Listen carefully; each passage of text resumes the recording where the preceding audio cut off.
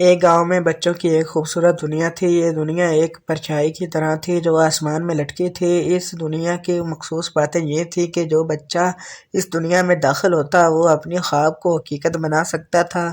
ایک دن ایک ننھا سا بچہ جس کا نام علی تھا وہ اس دنیا میں داخل ہوا۔ علی کا سب سے بڑا خواب تھا کہ وہ ایک پرواز کا پائلٹ بننا چاہتا تھا۔ وہ چاہتا تھا کہ وہ اپنی دنیا کو اونچائیوں تک پہنچائے۔ علی نے اپنے خواب کو پورا کرنے کے لیے بہت محنت کی اور اس کے ساتھ کامیاب ہوا۔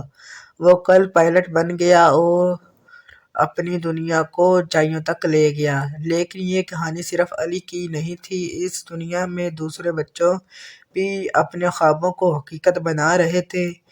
ایک بچی جس کا نام زینب تھا وہ چاہتی تھی کہ وہ ڈاکٹر بنے۔ دوسرا بچہ احمد ایک اچھا اداکار بننے کا خواب دیکھتا تھا۔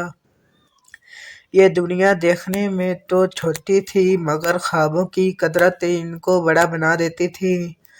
علی، زینب اور احمد نے اپنے خوابوں کو پورا کیا اور اپنی دنیا کو حقیقت بنایا۔ یہ دنیا ہمیں یہ سبق سکھاتی ہے کہ ہمارے خوابوں کو پورا کرنے کے لیے محنت اور ایمانداری سے کام کرنا ہوتا ہے۔ اگر ہم سچے دل سے اپنے خوابوں کی طرف قدم تو ہم کچھ بھی حاصل کر سکتے ہیں۔ یہ کہانی ہمیں یہ یاد دلاتی ہے کہ خوابوں کی قدرت ہوتی ہے اور ہمیں ہر وقت امید سے اپنے خوابوں کی طرف بڑھنا چاہیے۔